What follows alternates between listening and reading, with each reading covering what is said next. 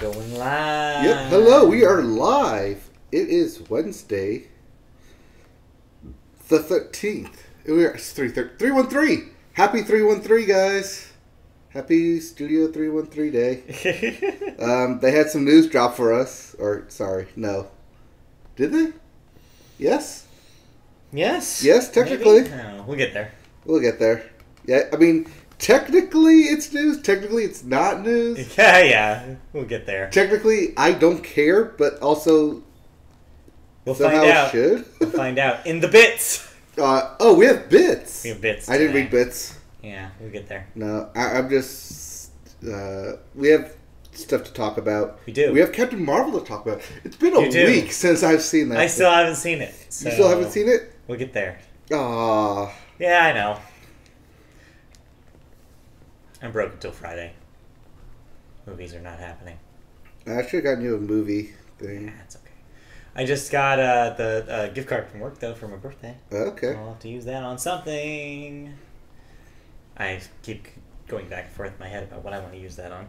I'm thinking about getting Katamari Reroll for the Switch. I haven't played those in a while. Nah, get something useful. Like what? Like a movie pass. That, no. No thank you. The last thing I need. Alright. Okay, let's get this show on the road. We're on the road. Alright, so and here's the show. Alright, let's get recorded.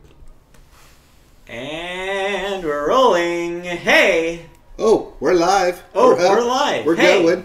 Hi, it's the Media Boat Podcast. Welcome. Welcome. Today is Wednesday, March 13th, 2019. This is episode 166, I believe. Yes, it's 166, and happy 313 Day. Happy 313 Day. Tomorrow's Pie Day, so get your pies ready. Yes, for those of you on Sunday who celebrated Mario Day. Yeah, Mario Day. You know, all the stupid days are in March, apparently. I'm 29 now. I had a birthday on Monday. Yeah, see, stupid holidays. Yeah, stupid holidays. The Media Boat Podcast, in case you don't know, is your source for In case you didn't know, news about movies, video games, music, and television. Not necessarily in that order. Change it up this week with a different order for that. My name is Matt. His name is Mike. I'm Mike. He's Matt. We come to you Wednesdays and live. So, if you'd like to chat with us live on YouTube, we watch comments, we chat with you. Yes. Chat with us. But before we get to chatting with you guys, we have some news to get to. Well, we have a lot of stuff. We have a whole podcast to do, and we always start the podcast. Sorry, this is the beginning of a podcast. We are. This is just the beginning. This is just the start. Well, start of this episode. We're like 166 into this podcast. But you know what we mean. I know what you mean. We always start the podcast with movie news, and we always start movie news with the box office. The weekend box office. And we had one movie come out, Captain Marvel. And we had a bet. Well, not a bet, but we put money on it. We did an over-under, and man, were we wrong. Let's just get that added, over with. We underballed this thing. We lowballed this thing hard. We listened to the 2% of negative viewers out there, but we should have known better. It's a Marvel film. It's the one before Avengers Infinity War. They have pumped up the fact that this thing is directly tied to Avengers Endgame. We should have seen this coming. Yeah, I guess. But, I mean, as big as it got, what are the numbers? Well, your number one movie, of course, Captain Marvel, as you said, hit $153 million domestic in its first weekend. Whoop, whoop. Not bad. In case you're wondering, though, it has set records now globally as well. Making over, what was the final number there? 480 or something? 455. 455 ended up being? Yeah. Okay. That beats, let's... It makes it the 6th highest opening weekend of all time. Yeah, it's in the top 10. That's pretty high number. Yep. It's the 3rd biggest opening for a Marvel film. Mm-hmm. The only two beating it are Infinity War and Black Panther. Yep. Makes sense. In case you're wondering all the movies that trailed behind it, number 2 was How to Train Your Dragon: The Hidden World with another $14 million. That thing's sitting at $119 at the moment. Tyler Perry's A Medea Family Funeral is there at number 3 with another $12 million. That's at 46 domestic. Not great for a Tyler Perry movie, which usually makes more than that. So is this the death of Medea? Maybe not the death. Maybe they'll do less annually this time. Maybe from now on. Maybe we'll see less of these. So is this not Medea's funeral? No, I don't believe it's Medea's funeral. I believe it's someone else in the family who's dead. Okay. Medea attends the funeral. Because if Medea's dead, you can't have all the Medea, like, madcap antics. So you need Medea to stay alive, right? I guess you're right. Yeah. And at number 4, Lego Movie 2. Still there with $3.8 million, adding to its $97 million total. So that thing will will hit 100 next week. 100 and then, like, stop, basically. Yeah. And then Alita Battle Angel is your number 5, wrapping up the top 5 with $3.2 million at a total of $78 million. That thing will not make its money back. Nope. We can say that definitively now. Oh, yeah. Even though we kind of figured that was the case. We kind of figured. Yeah. Those are your top 5. If you're wondering what movies are coming out this weekend, I got you covered there. 2 movies. Something for the adults, something for the kids. First up, 5 Feet Apart. And what is this? This is... what is this? This is Fault in Our Stars. Okay. But... Oh, in the hospital. Is the story Sprouse. of a girl. This is the Cole Sprouse this movie. Yes, about the story of a girl who you can't be 5 feet, so they put a pole between them. Right. Okay. Well, I guess I was being lenient with adults. I guess something for the teenagers. Yeah. But then, if you have kids and you want to see an animated family movie, Wonder Park also comes out this week. Or if you want to see a good family animated film, just go see the Lego Movie. Or yeah, just go see a Lego Movie instead, because Wonder Park looks confusing and bewildering every time I see that thing. It's like Roller Coaster Tycoon. The movie. Oh yeah, and apparently there's a bunch of talking animals that aren't in the first two trailers for that movie. Yeah. And are now in all the TV ads. I'm like, where did these animals come from? Where did this plot come from? Is this the same movie? Yeah, I don't know what the hell that is. It probably sucks. We'll find out. But you saw, before we move on to movie news, you saw the #1 movie in the country right now. Oh, okay, so I guess we're going to talk about Captain Marvel Let's talk about Captain Marvel. So I haven't seen it, so I am limited to what I can say about it. But you have. I have, haven't I? So go for it. Okay, so Captain Marvel, the 21st MCU film, which means it can drink. The MCU? The MCU, yes. But this is set in the 90s, starring Brie Larson, who I guess now Academy Award winner. Academy Award winning Brie Larson, who I guess now we can say is a household name, Brie Larson? Oh, 100% now. Yes. She made it. Like Chadwick Boseman after the first weekend? Yeah, she made it. Yeah. Okay. So we're going to go with that. So, household name, Brie Larson, plays Captain Marvel. And the film is set up as an origin story for Captain Marvel, but also an origin story for Nick Fury, as he plays a prominent role in this thing, about how he's kind of gets into knowing about aliens and the Skrull and the Kree and Captain Marvel, and basically just sets up the Avengers Initiative from this meeting with Captain Marvel. The film plays out like a mystery, a little bit of a Memento vibe. It is filmed like a 90s film, which aesthetically I get, it's great. But in terms of like a 2018 film, yeah, kind of 2019 film. Well, it's still like shot in 2017, 18. But yeah, it turns like a film coming out in 2019. There's not many films out there that's like it for a reason. But that being said, it doesn't actually take away from it being a good film. Like, it hits all the right beats. It has a good buddy cop film. But the one thing I really liked that this film did is that they didn't treat Brie Larson like a girl. They didn't treat her like a woman. Superpowered superhero in this context. Yeah, but they didn't treat her like, oh, like you're just you're just a girl, even though the song "Just a Girl" is in the film because it's 1990. Because it's 1996 or whatever. Yeah, so that fits. Yeah, I feel like there's probably a couple better songs they could have picked there. Wow, but close enough. Close enough. It's the one that Disney probably said, we have the rights to this. It's on the nose. You're going to use it. It's probably the one that they were like, well, which one of these would be playing on the radio the most at the time? Oh, yeah, probably Just a Girl. But I'm glad they did that approach, going back to the treatment of her character. Mm-hmm. Like, I think that's smart, because if you don't do that, then it doesn't work. Right. Like, I like that there was no love interest. It's Right. just basically we're treating her as a hero on a mission. Period. right. Yeah, like I said, no love interest, no ogling of her body in any of these shots.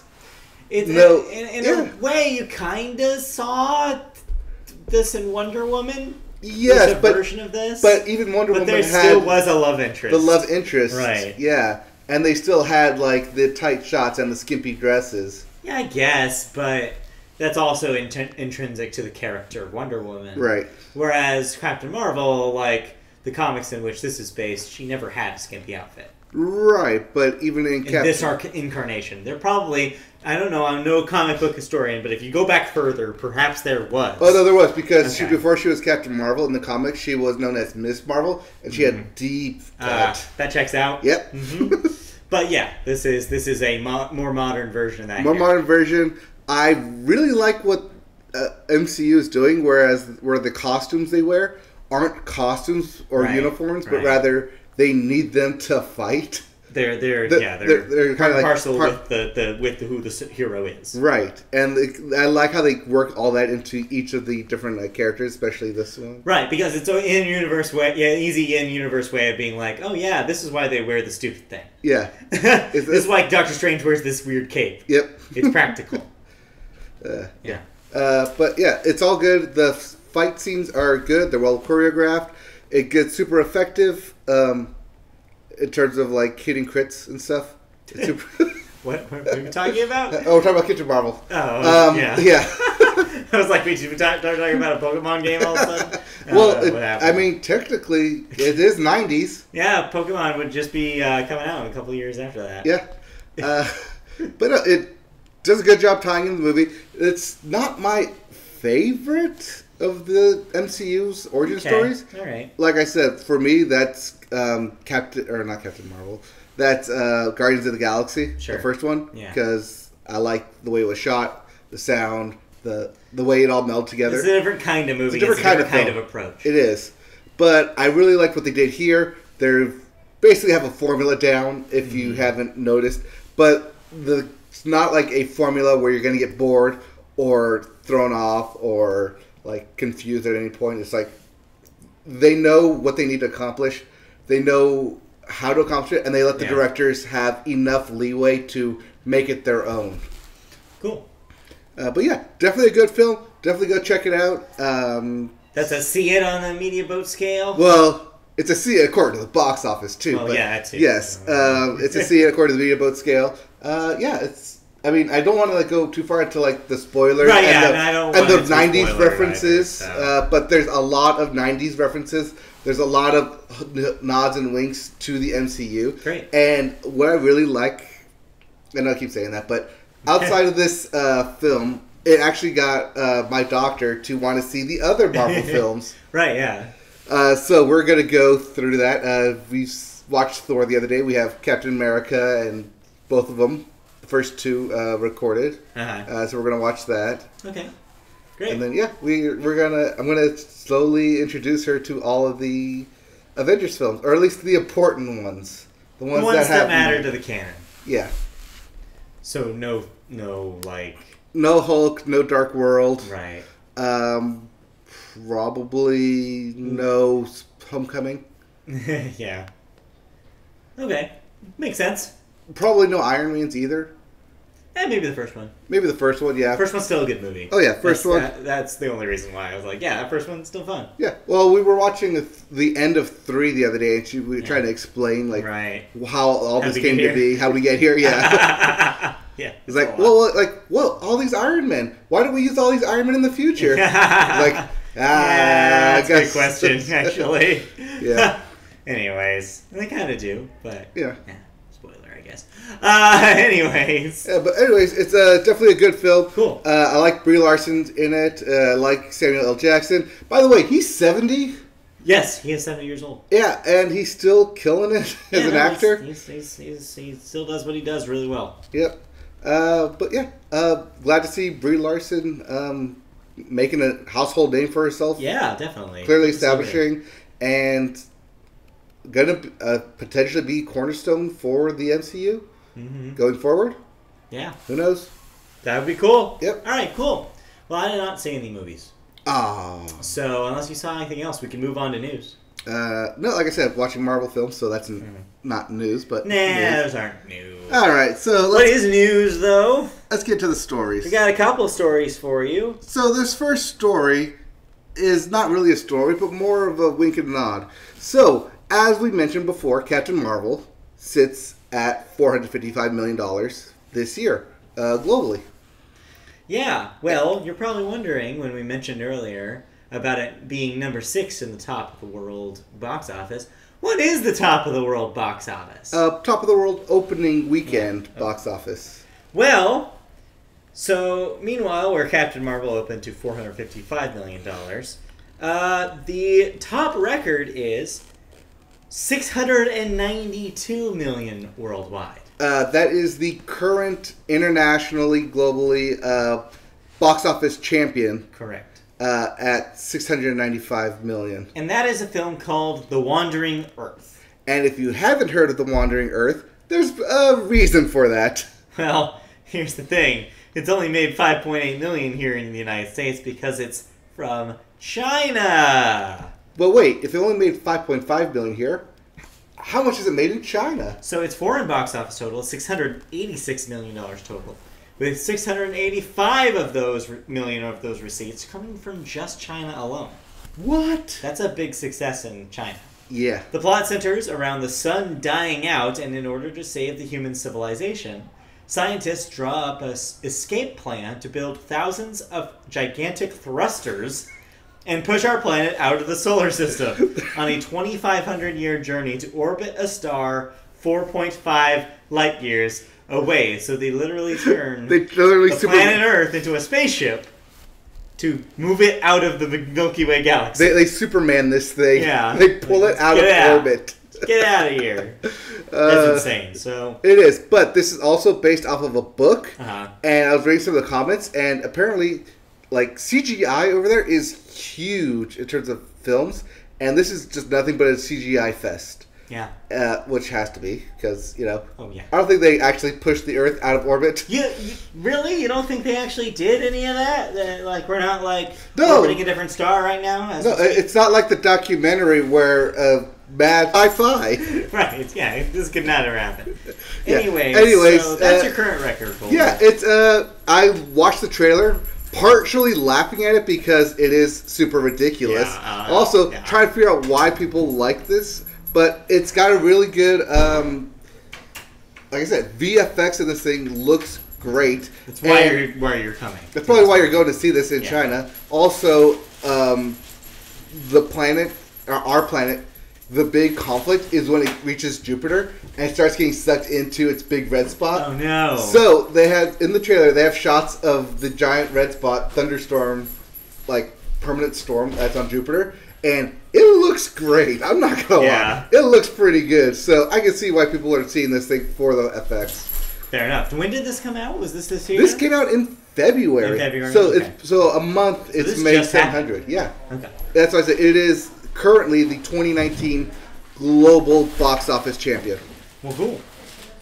All right. Well, we have to move on because there's another story to talk about with even probably even more earth-moving appeal. So I think we should do that movie for our bad movie night. Oh, you think so? Yeah, we should probably check it out. Well, it's all subtitles, so maybe not play, but it might work. But it might work. But yeah, let's talk about our other earth-shaking story, which is about Disney. So we talked about Disney last week. Well, we talked about Disney a lot. But last week they had their annual shareholders meeting.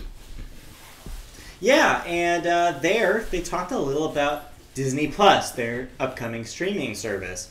We still don't have a release date nor a price point for the thing.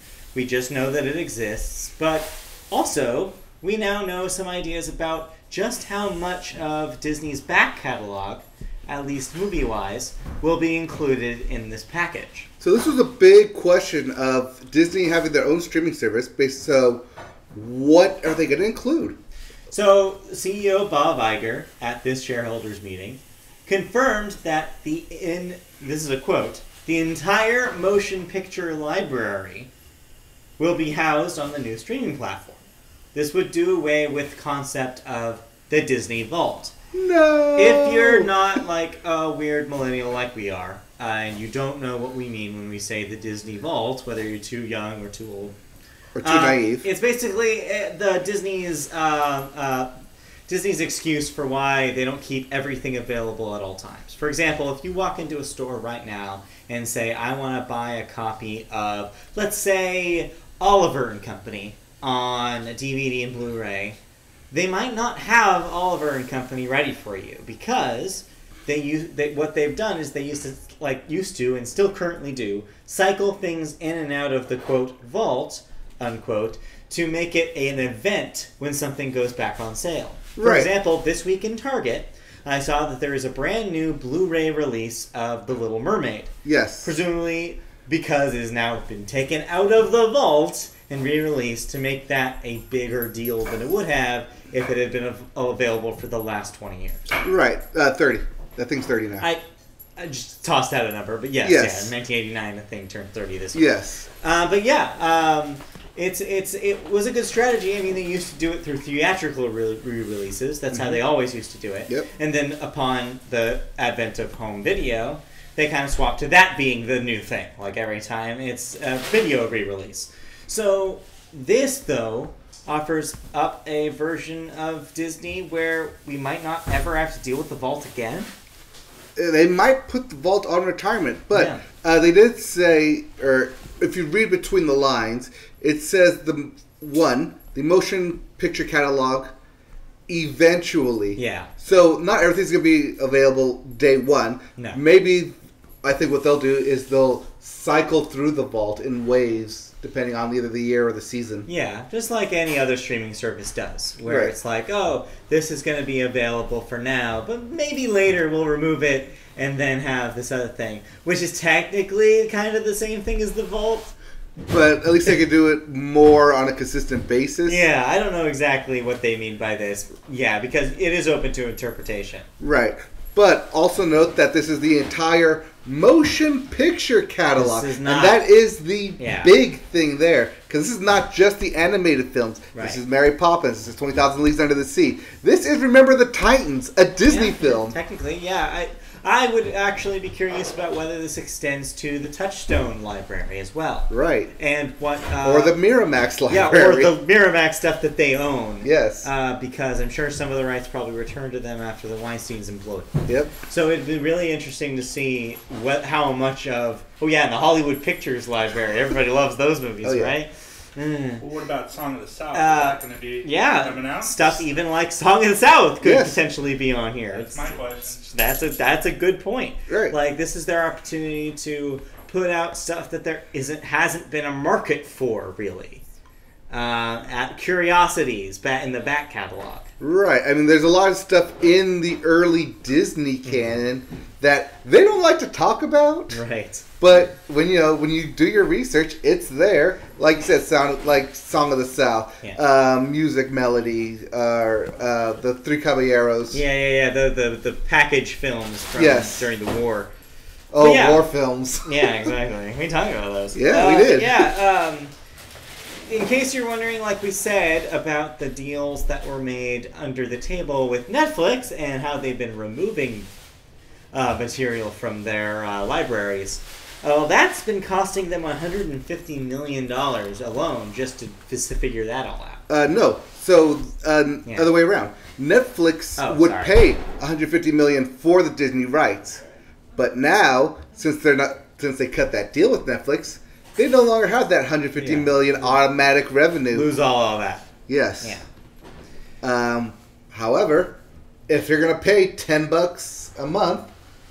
if this is $10 a month. If you're at $10 a month, and even 1 million people sign up, that's $10 million a month right there. You can make that up easily. Yeah.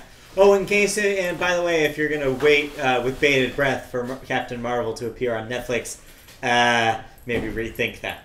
Yes. Captain Marvel will officially be the first Disney film not to get any syndication anywhere. It will not be on Netflix, because presumably, I wouldn't be surprised if this is how they launch Disney Plus. Yeah. Is, hey, we are the place to see Captain Marvel right now. Right. Like, yeah, that'd be very, very smart.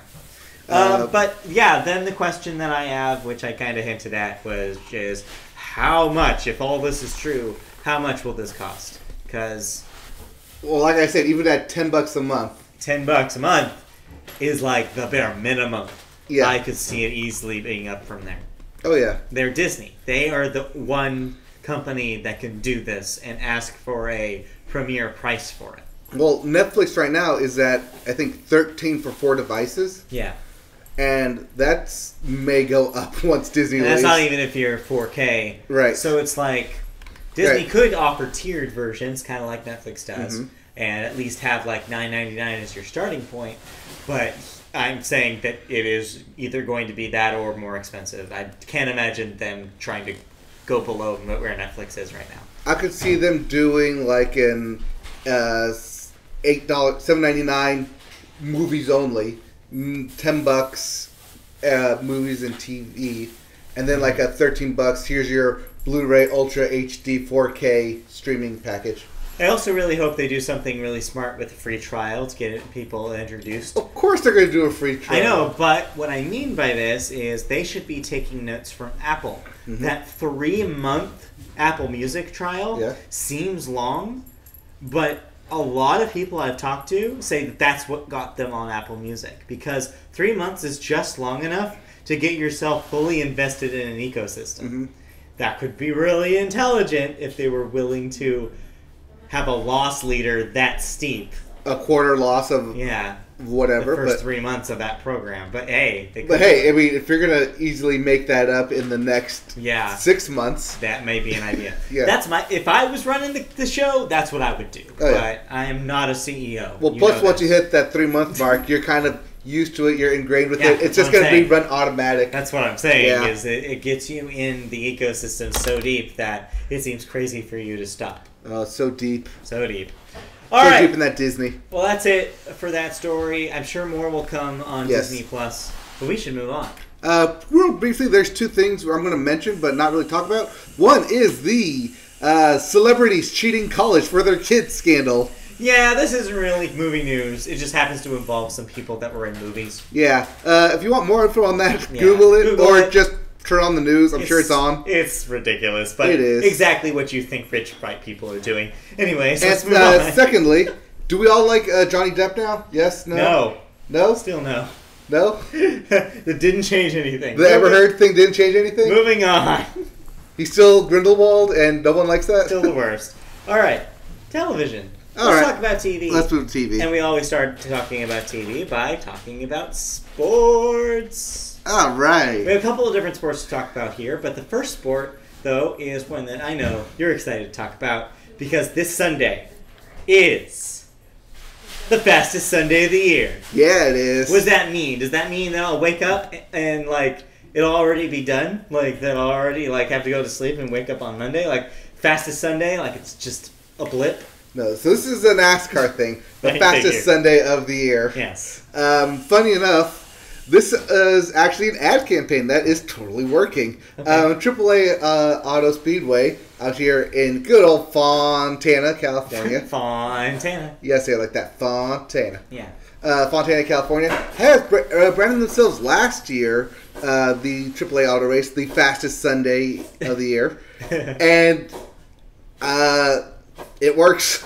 It's super memorable. I mean, it's get people to tune in. Sure. I mean, I thought it was kind of ridiculous, but coming around for its second year as the ad campaign for it, it's really catchy. Will and it be even faster this year? Huh? Well, that's the thing, though. That technically it's not faster than any other race.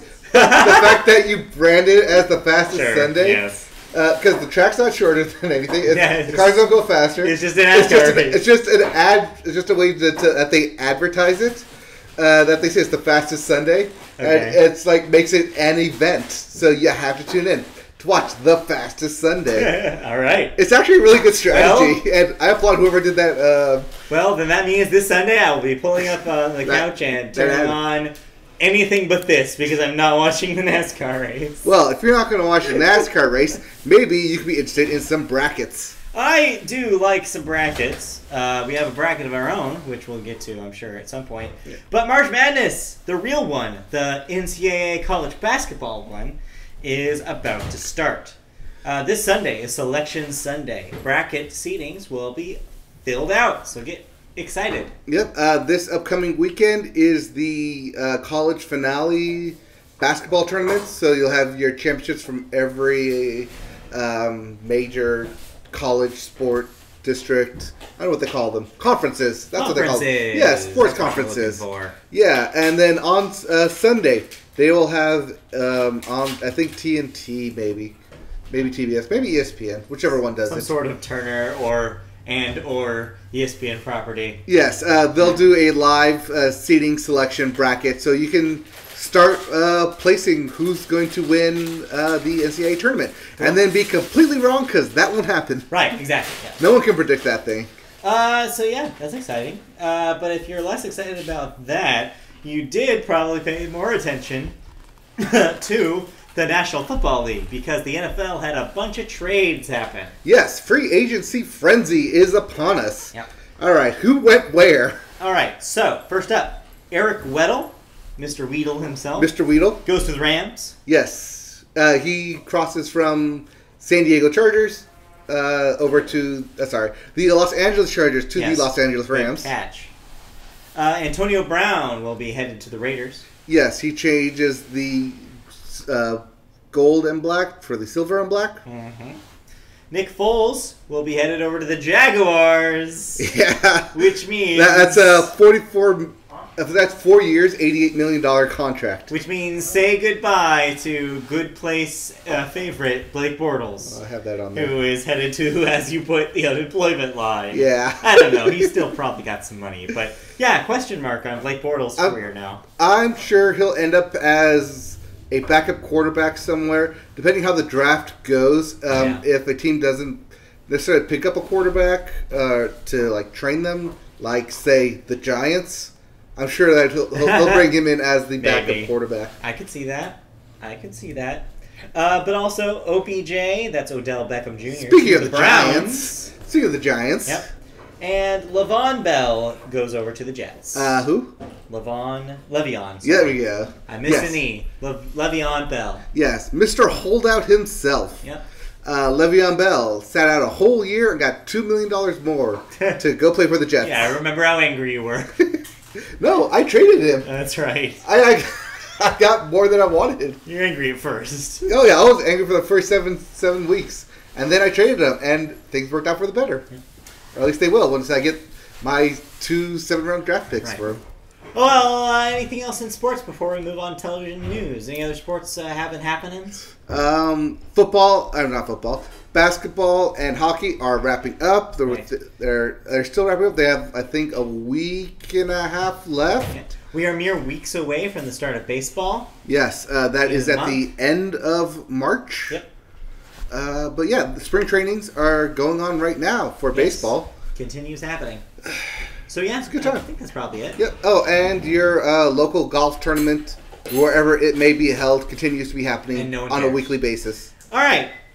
Let's end it there then. Let's talk about television news proper. Okay. Our first story is, of course, about Netflix, because we always have to have a story about Netflix. We haven't always had a story about Netflix, but Netflix adjacent. Netflix adjacent. This story is about Netflix, though. So, remember Bandersnatch? Yes, that was the Black Mirror Choose Your Own Adventure. Remember when everybody was excited about that for 2 days? Well, yeah. They are going to be expanding on the Choose Your Own Adventure format. The VP of Product over at Netflix, called Todd Yellen. Oh, whoa. Todd Yellen. Okay. This week, he's yelling that to expect over the next year or two to see more interactive storytelling, and it won't necessarily be science fiction or dark. Okay. They also plan on doubling content in India over the next year, and increasing the number of languages of content available from 25 to 30 languages. Yeah, so this keynote address was made in India, which is why the India thing is in there. But yeah, more what do they call it? Not choose your own adventures, but Or interactive content. Interactive content, more like it. When they say not science fiction or dark, that makes me think, what genre do you think would be really good in this kind of interactive setting? Romantic comedy. You want a romantic comedy where you can choose? Yes, I want to choose my romantic comedy female lead to be business orientated, and then have a random male new coworker sweep her off her feet. Right. Only to be crushed that he already has a girlfriend on the other side of the country. You know what they should do? They should do one of those anime like an anime show like this, and have you be able to choose which girl the main dude ends up with. That would be a way you could do it. Okay. Or vice versa. Maybe the girl that the guy that the girl in the like a dating sim, like a video game dating sim, but like I can see a dating anime. sim. Yeah, that's what I'm saying. That's what they should do. Okay. Comments from the chat. Okay. Hi guys, reporting in for Wednesdays. We got our roving reporter. Yeah, we did. Plus, Matt is awesome, so gotta give him some love too. Or reporting for me, for the fiance. Oh, okay. But also you. Okay. So hi, welcome. Hey, hello, hi. Yes. I agree with that. Black Mirror Choose Your Own Movie got super weird, super quick. I'm ready for something with humor. Yeah. I could see something comic. What if they did they canceled American Vandal, but what if they did something similar to that where it was more like you're trying to solve the mystery? My problem with the Choose Your Own Adventures is the same problem I had with Detroit Become Human. Oh, yeah. You can have all these these branches, but there still has to be like a single story you're going through, because otherwise it's one path and like 5 deaths. So you can see how they all die. There's one way to go through. Yeah. Well, yeah, but that's going to be the problem with all interactive fiction. You're not going to be able to see everything. Right. Well, it's going to specifically block you out of certain content. That's just how it's going to be. Sorry, completionist. This is not for you. Sorry, but when I watch a film, I want to complete it from beginning to end. Credits and all. Cannot. You're just never going to be able to do that. It's not the point. I'll make it a point. All right, Anyways, prepare for more interactive content. So yeah, we called this. We knew that there was going to be more of this. I mean, it was obvious. Yeah. But that being said, for the Bandersnatch, they've recorded, I think, 8 hours of content. Well, they've recorded more, but there's like 8 hours worth of content viewable. Yeah. So if you go only up from there, that's just a lot to store somewhere. Yeah, that's true. Let's move on. Okay. Let's talk about Disney again. Wait, we've talked about Disney already. We already talked about Disney, but this time we're going to talk about Disney in the context of their regional sports networks. So, now, if you rewind the tape way back to when we were talking about the Disney-Fox deal, yes, we did discuss that part of the deal with the FCC was that Disney had to drop their regional sports stations, sell them off, because owning those and the Fox stuff would just be way too much of a monopoly. Right, especially when you combine that with ESPN. Correct. The only other competition you really have is the NBC Sports. So, there have been some bidders out there to try to snap these properties up. Do we have another comment? Yes. This says, I want Will Ferrell, circa Talladega Nights. Choose your own adventure movie. Like how would you picture baby Jesus? What do? You punch or kiss the French guy? Oh, and you have to choose. Yeah. Like, what if they did do that? Like, they would redo one of those comedies and like make it interactive. Yes. Oh, that'd be smart. A lot of those comedies have like the normal rated and then the R rated, right? Or the X rated, and then like the director's cut. So you get, quick, I want to see the alternate scene here. Or you could do that with like how some DVD menus do it, where it's like, here, present this with deleted scenes, and it'll like pop up in the corner when a deleted scene is available. Yeah, they could do that on Netflix easy. Make it an Adam Sandler comedy. Yeah, they have or something better than that. How about that? Something that people would want to watch. All right. Anyways, all right, back to this story. So the regional sports stuff have had some bidders, most notably Ice Cube and LL Cool J. That you heard that right. This is not music news. This is TV news. So we're being a little fun with this, but they are involved with an entrepreneur, Jeff Quatinitz. I think I got that one. I'm sure you did. Quatinitz. They know him because he's one of the initial investors in their Big Three basketball tournament. Right, yes, they're also behind that. They are going to work together to create a new national network, if they get these networks, that is, aimed at a younger, more diverse audience than your traditional sports network.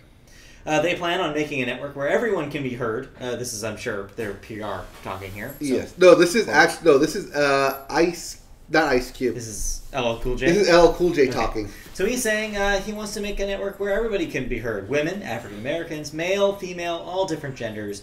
They want to do this with inclusivity. They want an inclusive sports network. They say they want to work closely with sports organizations such as the MLB, the NBA, all three leagues to hit the... I don't know which three leagues he's talking about. I think it means like the Big Three leagues, like the football, basketball, baseball. Okay. All right. Hit the reset button, they say, to bring new people to the table.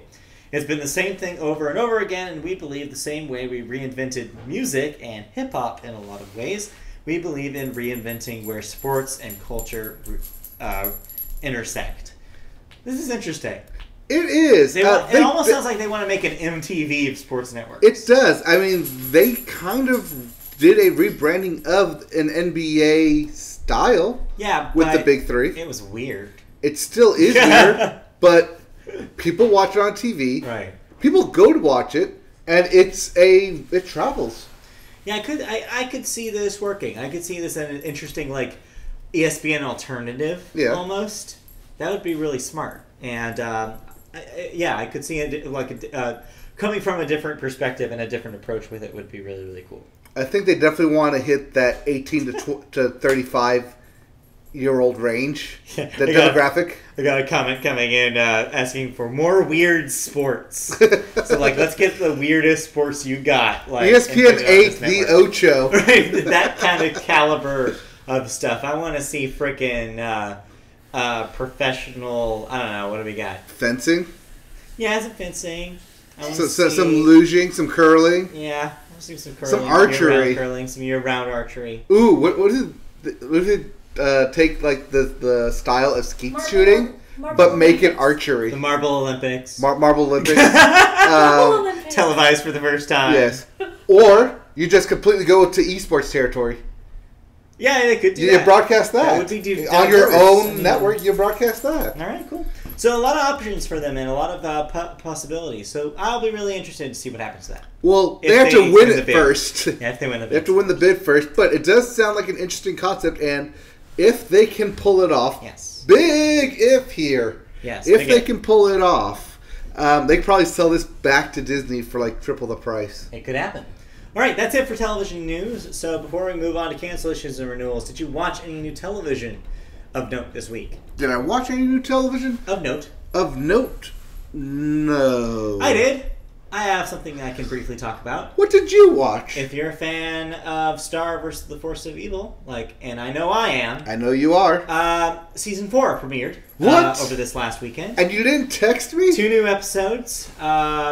Big Lord Ups, our favorite. Oh, yes, Lord Ups. Yeah, this gets the ball rolling for the rest of the season, kind of how they're going to wrap up the show, because, as we noted on this podcast, this will be the final season.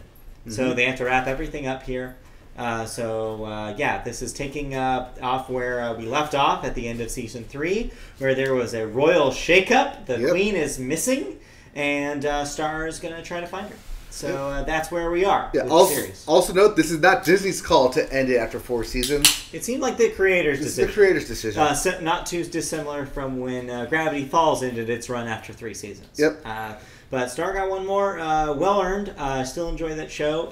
The first 2 episodes of the season really promising in a lore direction. I'm really interested to see where they go.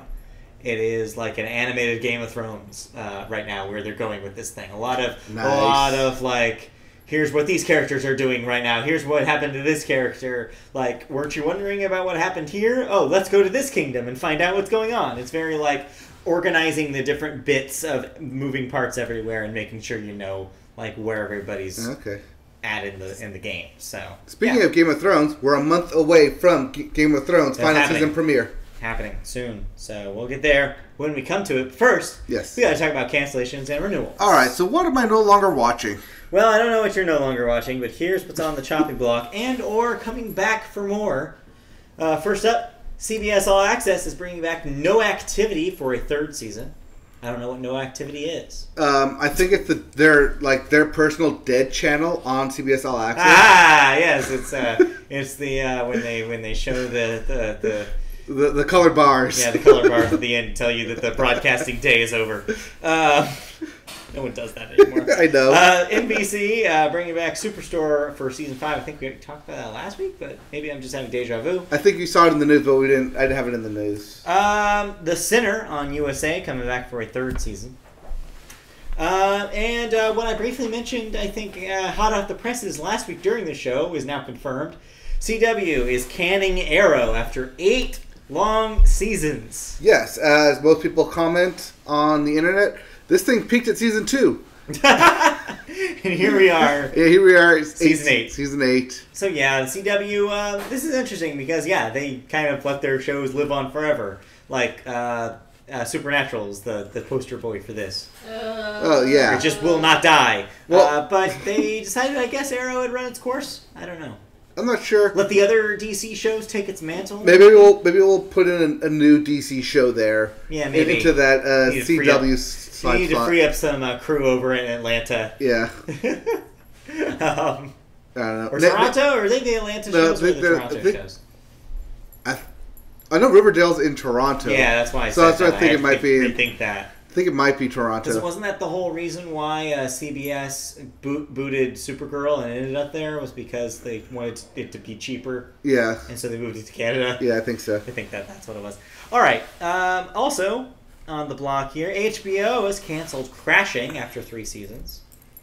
Showtime has canceled Smilf after its 2nd season. Yes, that is exactly what you think it is. Smilf. Yeah, it's what you think it is. The Blacklist coming back to NBC for a 7th season. Now, that's a show that should have ended after 4. Yeah, the internet loves it, though. There's some diehard Blacklist fans. Okay, I stopped watching after 4. But a lot of people haven't. That's it for cancellations and renewals. We have one death to talk about. Jan Michael Vincent, age 74. He was an actor known for Airwolf. Yes, and for those of you who watch Rick and Morty, yes, that is that reference of Jan Michael Vincent. So, yeah, there you go. All right, that's it. Okay. So that means I get to hand this over to you, and we start talking about music. So we get to the billboards, and we start the billboards with the Hot 100, yes, your singles list. And, oh boy, are they singles for sure. Some of them are single. In fact, one of them is married. Actually, 2 of them are married. I think both of them are married. Yeah, 2 are married, 1 is single. We're talking about the Jonas Brothers. Yes, as the Jonas Brothers' new song, Sucker. I can't say Sucka because it's not an A. No, it's Sucker. Yes, Sucker with an ER. Sucker, number 1 by the Jonas Brothers. That bumps 7 Rings, Ariana Grande, to number 2. Yep. But we all knew at number 3, Please Me by Cardi B and Bruno Mars. Yeah. Number 4 is Sunflower by Post Malone and Sway Lee. Mm-hmm. Will Not Go Away. Yeah, hanging out there. And number 5, Without Me by Halsey. Yep, still there. Also will not go away. Yeah, because some similar spaces, but we got some bright, rosy people, new people over at the album chart, your Billboard 200. Yes, for your albums chart, you have a new album to listen to. And I already did, but we'll get to that later. Well, we'll get to that as the number 1 album this week is Wasteland, Baby. Yep. By Hosier. Mr. Take Me to Church. Yes, you take him to church and that wasteland. Somebody took him to church and he was like, wait a minute, this isn't church, this is a wasteland, baby. All right. I'm glad you like that joke. Number 2 is Thank You, Next by Ariana Grande. Number 3, A Star Is Born soundtrack, Lady Gaga, Bradley Cooper. I was with that too, because that was number 1 last week. Yep. We'll get to that later. Wait, have you not seen the film? I have not seen the movie. Oh, so you only listen to the music. I have only listened to the music. And not... Wow, okay. Hey, that's an interesting change. I didn't say I was going to watch every movie this year. I said I was going to listen to every number 1 record this year. I'm keeping to my word. All right. Number 4, Rap or Go to the League by 2 Chainz, which you reviewed last week. Yeah. And number 5, Shelby by Lil Skies. I don't know what this is. This came out of literally nowhere. Who or what Lil or where Skies Lil is the Skies? artist, and Shelby is the name of the album. I Yes. know what this is. I've never heard of it. Okay. But here we are. But here we are with it being number 1. Number 5. Number 5. Number 1? Yeah, we're getting ahead of yourself there. I know. I'm getting like 3 weeks ahead of myself there. But No, yeah, so this who thing's knows? gonna be leaving. It's not gonna stay, especially with 2 Chainz right there. But yeah. Okay, that brings us to new releases. It does. Yeah. What am I listening to this week? I don't know what you're listening to, but here are the new releases. All right. We have Karen O and Danger Mouse. Yes. Collaborate. For Lux Prima. Apparently this has been in the works for like 11 years. Like the two of them have been working on and off on songs together for a while. But this is the result. You know how long 11 years is? Over a decade. Iron Man, the first Iron Man came out 11 years ago. Yeah, it's been a little bit. But yeah, it hasn't been consistent, like I said. It's been on and off. But yeah, it'll be interesting. Karen O, of course, from the Yeah Yeah Yeahs. Mm-hmm. So, yeah. Danger Mouse, of course, from the EDM scene. Producer. Producer Danger Mouse. Working with all sorts of people. Yes. Not to be confused with Dead Mouse. That's a different guy. mouse. Yes. There's a lot of different mouses out there. Yeah. But we also have World of Snarky. Mice. We have Snarky Puppy with Immigrants. I didn't know who this was. I just included it because I like the name Snarky Puppy. Also, Immigrants. It's not immigrants. Immigrants. It's immigrants. It's A-N-C-E. We have Stephen Malcolmus. Stephen Malcolmus. Malcolmus with... he was the lead singer of Pavement. Crickets. Okay, never mind. With Groove Denied. Who am I talking to? So this is a solo record. He also has his own current band as well called Stephen Malcolmus and the Jigs. This is not that. This is a solo record where he's experimenting with electronic music. Okay. We have the Brian Jonestown Massacre with a self-titled album, The Brian Jonestown Massacre. That's what self-titled means. And lastly, for new releases, we have The Faint with Ego Work. That's work with a W-E-R-K. You know. You do work. Yes. You work. Speaking of people who work. Who works? Our first story, Britney Spears. She's works. I mean, she's working less nowadays. She has a family, a loving family, some sons. Yes, we did note that she had that stint in Vegas. Yeah, she did some work there for sure. Yes. Well, but there's some work being done based on her work. Yes. So these songs of Britney Spears will be featured in Once Upon a One More Time. And what's that? That is a musical comedy. Yes, a musical. Yes. Stage musical. Musical of Britney Spears music. This is exciting. This sounds pretty good, actually. Yeah, this is very exciting. It's a musical comedy featuring 23 titles from the singer's catalog. Theater owner James L. Niederlander announced that the show will have its premiere in the fall at Broadway in Chicago's James M. Niederlander Theater. That checks out. That checks out.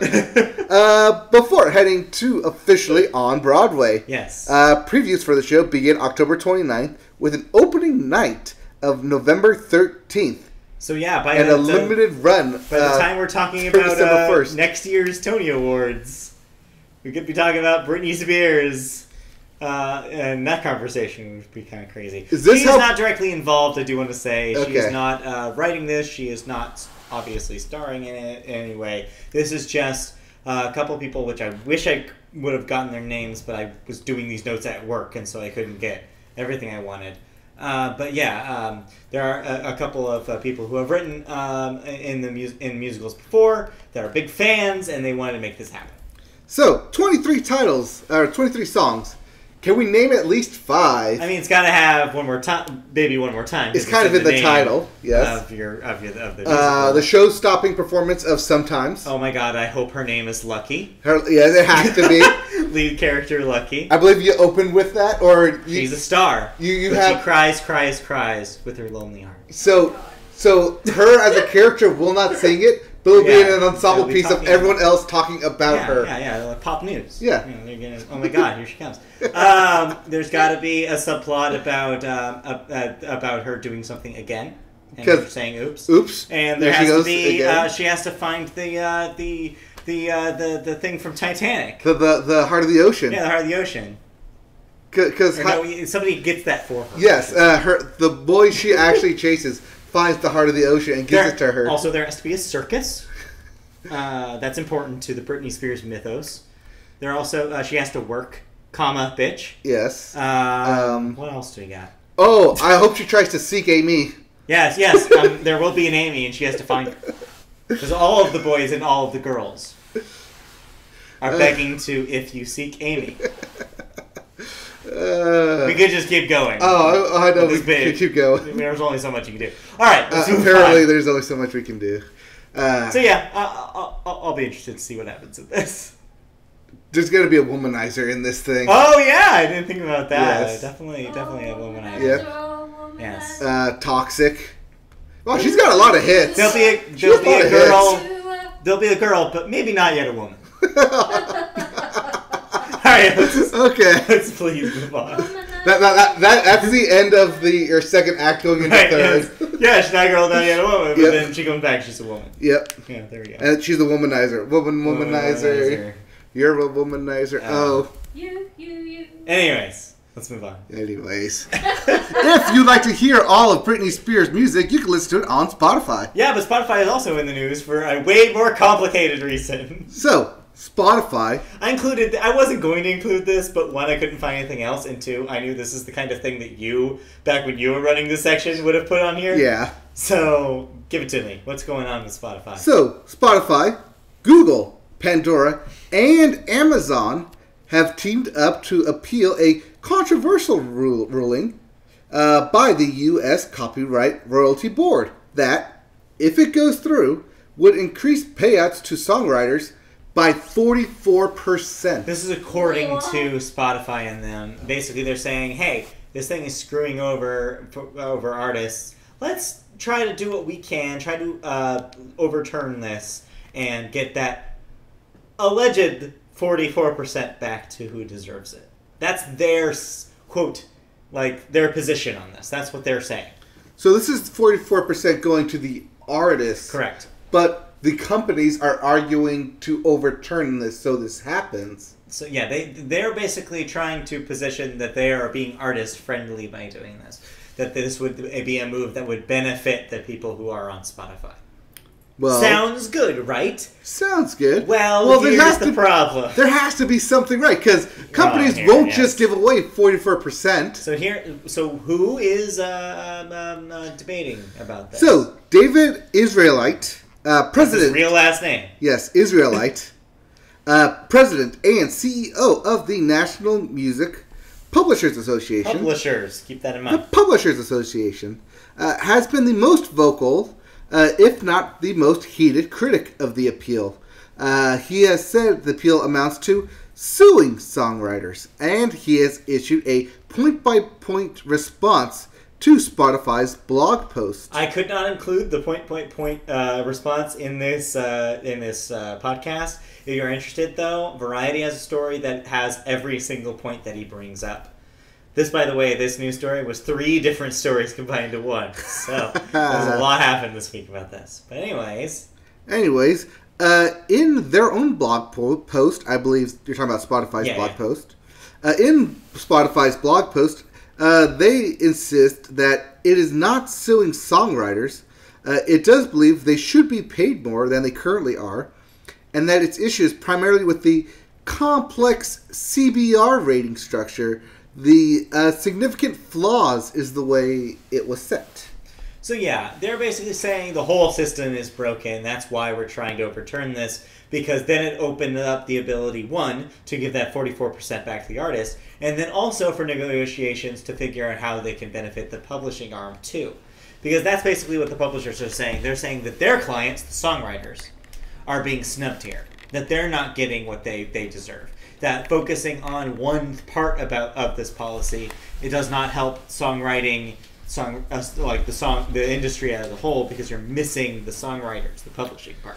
So if I get this right, breaking this down for all of you out there, Spotify gets the money from advertisers. They pay the publishers for the rights to use the song. The publisher then goes on to pay the artist. That's the theory. That's, I think, how the setup works. If this gets potentially overturned, that might not be how it works anymore. Right. They're looking for Spotify to go directly to the songwriters or whoever owns the rights to the song, which would still be the publishers, right? Yeah, it would. So I want to note real quick, though, and one last thing about this. So at the beginning of the story, you mentioned all these other players that are also involved in doing this, yes. Right? Spotify, Google, Pandora, and Amazon. Well, Spotify so far is the only company out of all of these companies actually commenting on this criticism. The rest have been silent. So Spotify, you're probably wondering, hey, why am I not getting support here? Probably because the others also have their either investors in these companies, or maybe they're not willing to rattle the cage as much as Spotify is. Maybe it's like, you go out there, Spotify. Yeah. You stick your neck in and watch it get chopped off. Right. They're not doing anything about it yet. Yeah. But anyways, if this puts more money for songwriters, yeah, I mean that's always good. Potentially really cool if they're being true with their word here. Right. Because they could also just make different deals with these songwriters and undercut them on that extra 44%. So yeah, I don't know. We'll give you 30, but we'll keep the extra 14. Yeah, I don't really know enough about how this works or what the policy is right now to comment. All I know is that we'll be keeping an eye on this one. All right. Well, while we keep our eye on this one, we'll keep our ears listening to new albums as we have some thoughts. Yeah, I have a couple real quick ones. So I did some catch up and I listened to the last 2 weeks of #1 albums. Last week, of course, your #1 record was the Star is Born soundtrack. Yes. Thanks to all the buzz it got from award season. Yes, Bradley Cooper with a #1 album. Yeah, that was a weird thing. And you know what else is a weird thing? This soundtrack. So I haven't seen the movie. Yes, you have yet to see the movie. So this will be an interesting take on what is the music by itself in A Star Is Born. Turns out, not great. So yeah, it's kind of three things. It's your the Bradley Cooper's character songs, and he's very much your rootsy country singer songwriter kind of. The Jackson Maine. Yeah, and that they're fine for what they are, but I wasn't really. But they seemed kind of forgettable. There wasn't really any of his songs that I was like, oh, this is a neat version of this kind of song. No, it was all very, very predictable, kind of it's exactly what you think those things are. It's when you think of your rootsy country artists doing an acoustic number, that's exactly what it is. Not that exciting. I mean, you do have Shallow, which is probably the best example of that. It's the most memorable song on the record. There's a reason why that was their awards entry. There's a reason why that's the single on the radio, because it's the most catchy thing on here. It's the best song on here. It's the most memorable thing on here. It's the reason why it has the gold. Because the other two things you do get the early singer-songwriter era stuff of the Lady Gaga character. Also fine, but forgettable. The more memorable stuff is what I presume from the movie, the later career Lady Gaga stuff, which is Lady Gaga character stuff, I should say, which is when she becomes a pop artist. Yeah. Which is ridiculous. And I would say that people should check out just because of how ridiculous it is. Again, without the context of the movie, those songs seem incredibly weird, but in a fun, weird way. So I'd be really interested. I probably will not see this movie, but it's interesting to think about how they would have presented this in the film. But yeah, some weird-ass stuff on here. Yeah, I feel like I'm missing a lot without having the visual stuff. But at the same time, though, this should ostensibly be able to hold up by itself. But it kind of doesn't. Yeah. Well, that's okay, because it's a movie first and an album second. Right, but if you're supposed to believe that these are songs that could also be hits in the real universe, well, that's not the case. Okay. Except for Shallow, like I said. Shallow is the exception. I think it works. It's not my favorite song in the world, but I think it works, and I know why people like it. So what do you think about the last song where Lady Gaga goes all Whitney Houston? It's fine. It's fine? That's the thing about what I'll say about most of this is very forgettable. I could not tell you what happens in any of the songs besides Shallow. So, you listened to the Greatest Showman soundtrack, right? Yeah. Okay. And you saw the Greatest Showman soundtrack, right? Yeah, I've seen The Greatest Showman. Yes. It's kind of similar. It's kind of similar where there seems to be a disconnect between the music. There's a disconnect between the in that for sure, between the music and the movie. I wouldn't be surprised if there was here as well. Okay. It's like, just, I don't know. It's just, you can tell that these are things that are trying to emulate a pop song, but are being written, like, for a movie. Okay. I don't know. There's just a weird gap between those two things. Alright. I also listened to this week's #1 record, Hosier. Yes, and you his wasted... Wasteland Baby. Wasteland, comma, baby! Because there's the exclamation point. So, see, I read that more as Wasteland Baby, like Vegas Baby. Yeah, but there's a comma.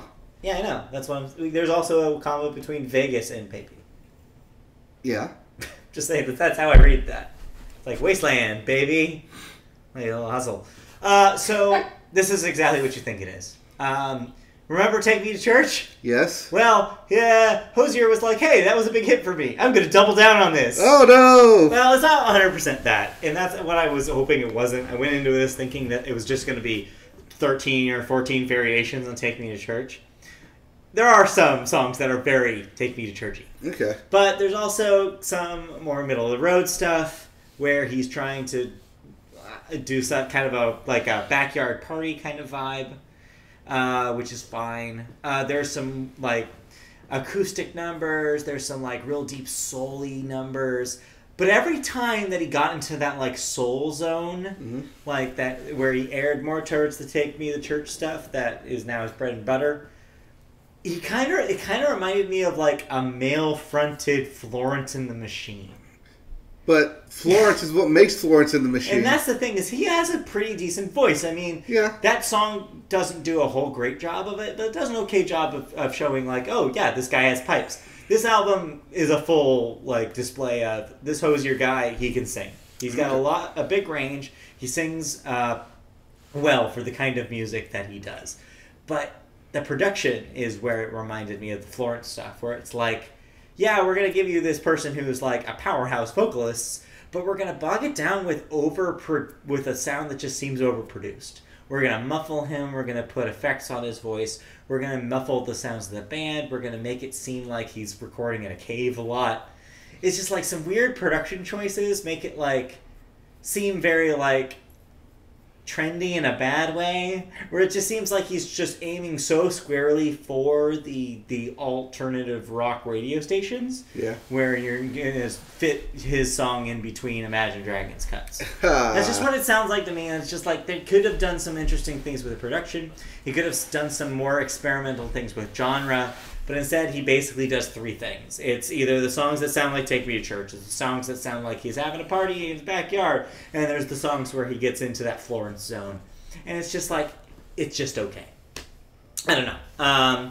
I think that people will enjoy this, though, because it's, like I said, it's like that thing that you'll hear on your soft rock radio right now. It's very of the moment.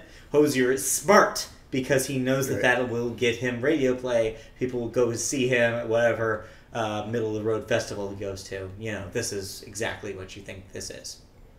Well, you find your audience, He and found his audience. you're gonna play to that. Yeah. You can't fault him for that. If you like but... Take Me to Church, and if you think that's a catchy song and you like it, try this out, because there's probably something you'll really like here. Yeah, but remember when Gautier tried to double down with someone that I used to know? And how well that worked out for them? Everybody? Yeah, but the Gautier thing was such a, like, different thing. A lightning in a bottle. That was a weird time for pop music. Yeah. Because that was, like, around the same time as Foster the People had a hit with Pumped Up Kicks, where it's like, oh, wait, pretty much anything can be a #1 hit right now. Yeah. That is no longer the time. We've gotten back into...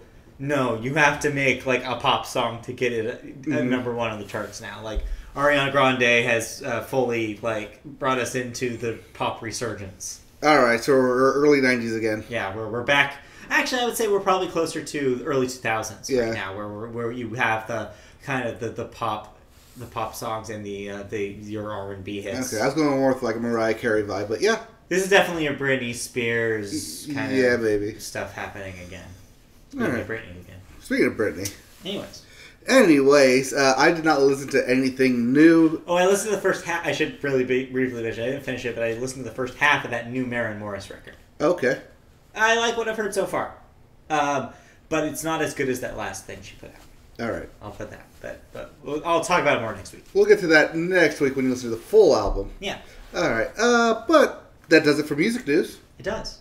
Okay. That brings us into video games. Video games! We got some new releases there, too. Yeah, we start video games with new releases, and we have just a handful.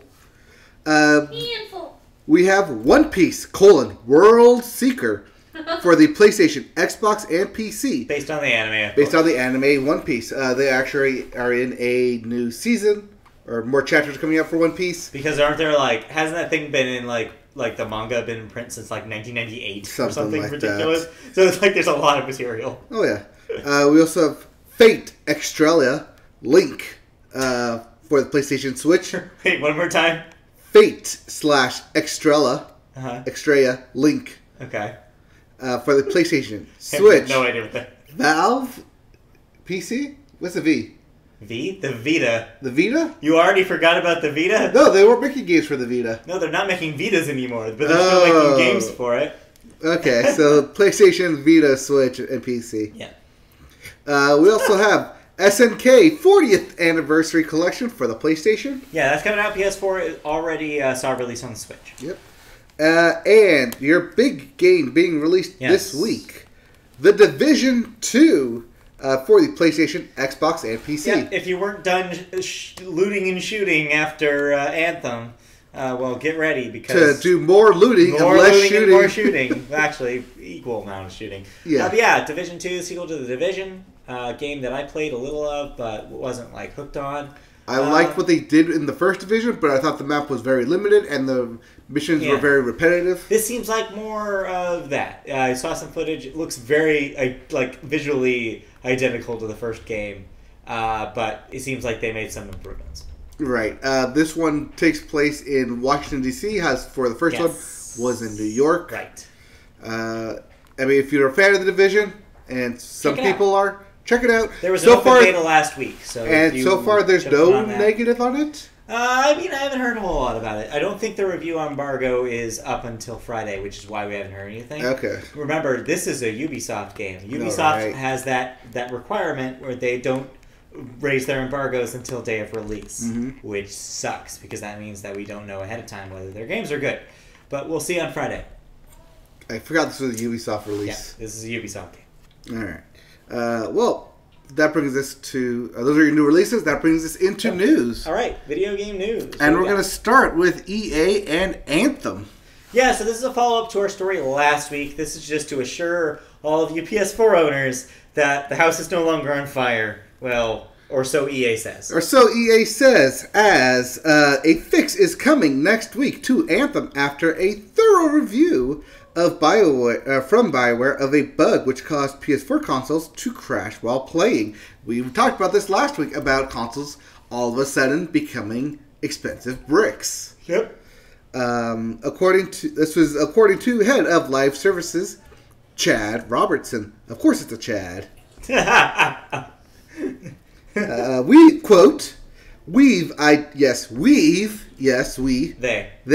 more accurately, BioWare has identified several causes for the temporary power shutdown crash that some PS4 users have experienced, and fixes for top issues are in patch next week. If you encounter a game crash where your PS4 console won't respond, you can manually power down and restart it. No risk of damage. Or so they say. Yeah, this goes kind of contrary to some of the reports we talked about last week about people saying that even their PS4s were turning off by themselves. Right, even their soft reboots were totally fixing the problem. So yeah, this doesn't necessarily fix everybody's issue, but it does say that they're looking into it and that patches will be released. So that's good. It sounds like they're going to basically say we fixed that issue, but instead of fixing that issue, they're just going to prevent it from happening for anyone else. Or Well, that's not necessarily fair. They may be working on some fixes. Maybe. But they're just trying to cover their butts by saying, no, this didn't brick anybody. What are you saying? Because apparently the other part of the story, that was in the headline, so I didn't copy and paste it, is that EA claims that no PS4s have been bricked. That's their claim. At least 5 people I've seen say otherwise. Because they were out front with the fix, that they say that there's no way that this could potentially brick your system, and they're getting that out to try to make that rumor get dispelled. But who knows? Who knows? It's a tough one. All right. Well, time for more video game news. Yeah. And because we're video games, I had so much video game news that I'm bringing back the bits. The bits. Let's talk about some rapid fire news stories for you. All right. The lightning round for the bits. Pew, pew, pew. All right. Well, several artists have pulled their lawsuits against Epic Games Fortnite for use of their dance moves after the recent U.S. Supreme Court ruling. So there was finally a ruling about this kind of thing. So wait, the U.S. Supreme Court. The U.S. Supreme Court finally ruled. What's Brett Kavanaugh have to say about this? You're right. This wasn't directly about the dances, but it was related enough where the people decided to remove their lawsuits. This was basically about the terms of having to go to the Copyright Office and the order of operations in which that happens. Right. That was specified in a more clear way, and so now they all realized, hey, in order to have a shot at this, we need to do this. Okay. They need to first try to get it copywritten first. Okay. So all of them are back to the drawing board for now. I think it's funny trying to explain to Ruth Bader Ginsburg as he sits up there what a video game is and how they're stealing my dance. She might know what a video game is. She might have maybe grandchildren. Speaking of grandchildren, Minecraft. Yes, that's a really good segue. Minecraft is coming to Xbox Game Pass on April 4th. Yes. So if you're currently paying for Xbox Game Pass, you get some Minecraft out of it. Yes, this is neat because people who have been holdouts on Minecraft, this might be an opportunity to try it. Minecraft is, of course, a relatively seasoned game by now. Oh, yeah. It's been around for a while now. Yeah. Other Microsoft news, tangentially, Halo, the Master Chief Collection, has made its way to PC. More specifically, Steam. Yeah, it's put out on Steam. It's also on the Game Pass. Yes, and they're adding Halo Reach to that as well. And yes, Halo Reach, the last Halo game that is not included already in the package, besides the Xbox One game, Guardians 5. Right. Will be added to the package, and this will also come to the Xbox One version as well. So that means the Master Chief Collection will have every single Halo game except for Halo Wars 1 and 2 and Halo 5 Guardians. Okay. Sure. Yeah. I can't really say, sure, if you like Master Chief and Halo, because there are people out there who like Halo and Master Chief. Because just like there are people out there who like Kingdom Hearts and want that entire package on one disc. Yeah, this is just an easy way, if you want to have every Halo game. Here's an easy way to have every single Halo game. And now on PC, this will be the first time that PC players will play Halos 3, 4, and 5, 3, 4, ODST, and Reach. Oh yeah, because the only Halo games that have ever been on PC are the first and second. Yeah. So there you go. All right. More bitches. I can't do this way off that. Okay. Sales of Judgment.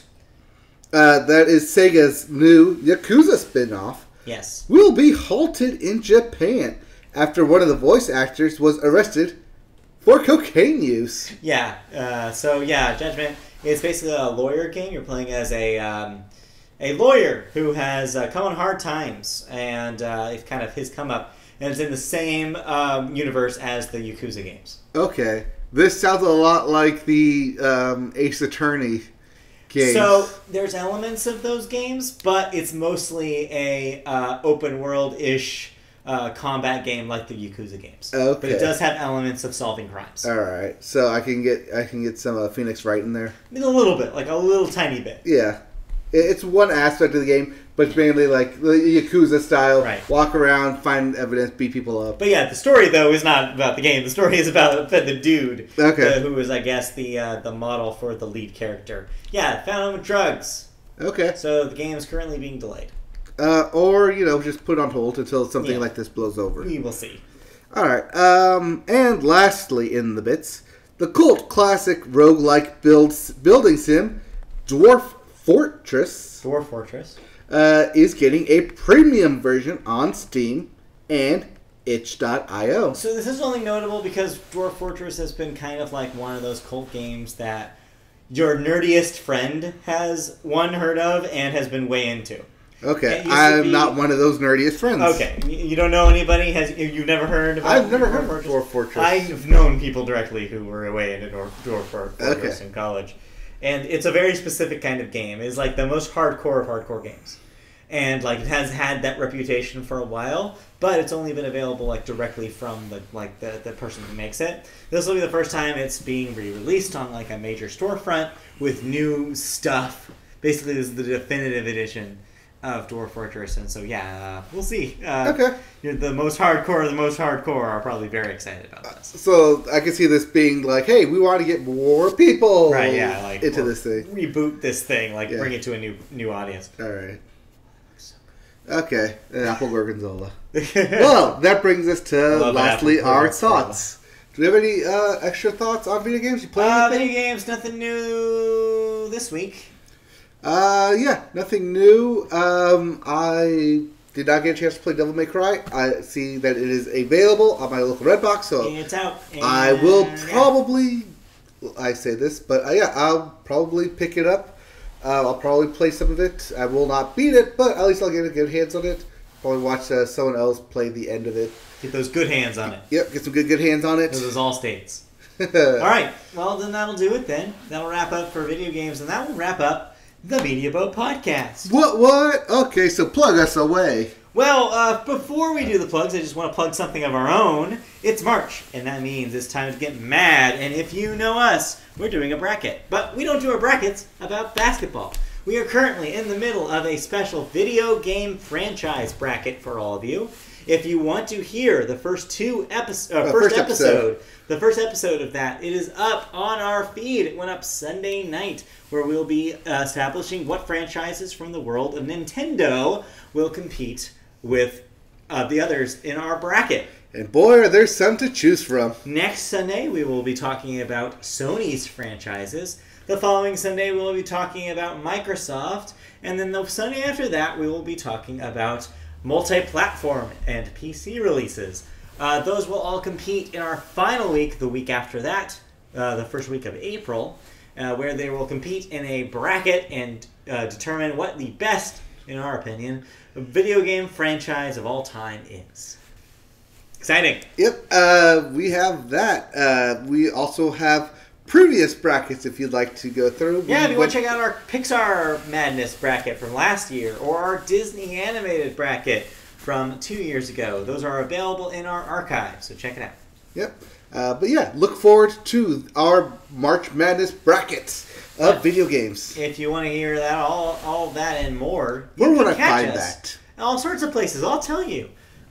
First up, if you want to watch our this show that you're watching right now live, or listening to, live on YouTube, you can do so every Wednesday night around 6:30 p.m. Pacific time. You can find us by searching on youtube.com, Media Boat Podcast. Find our page, like and subscribe. If you want to listen to the audio podcast, you can find that as well on Apple Podcasts or any Apple Podcast RSS feed driven podcast catcher of your choice. You can also find us on social media. We're on Twitter at MediaBoatCast. We're on Facebook, search Media Boat Podcast to find our page. We're on Twitch.tv when we play video games, twitch.tv/MediaBoat. We're on Patreon if you want to help us out with money. As little as $1 a month of a donation can help us make content even better. So check that out, patreon.com/MediaBoat. And you can find some of our old writing on MediaBoat.com, MediaBoatPodcast.com. What else? Is that it for... I believe that's it. I believe that's it for us right now. That's it for this episode of the Media Boat Podcast. We'll be back for 167 next week with brand new news for you. So stay tuned for that. Yeah, I believe we should be coming into the end of we'll have our brackets up. We'll have actual NCAA brackets. We will. We will have more thoughts and news next week. So we'll be back. Thank you all for tuning in. We'll be back next. Have a good time. All right, bye. All right, YouTube after show. We have been caught up on comments. Like I said, if you're watching and or listening to us on YouTube, tune in live. Subscribe, hit that bell. Ding, ding, ding, ding, ding. Follow us on Twitter. We post ding, ding. when we go live. We sure do. So you can chime in, tune in, listen to us, chat with us, and we'll see you guys next week. All right, bye. All right, bye.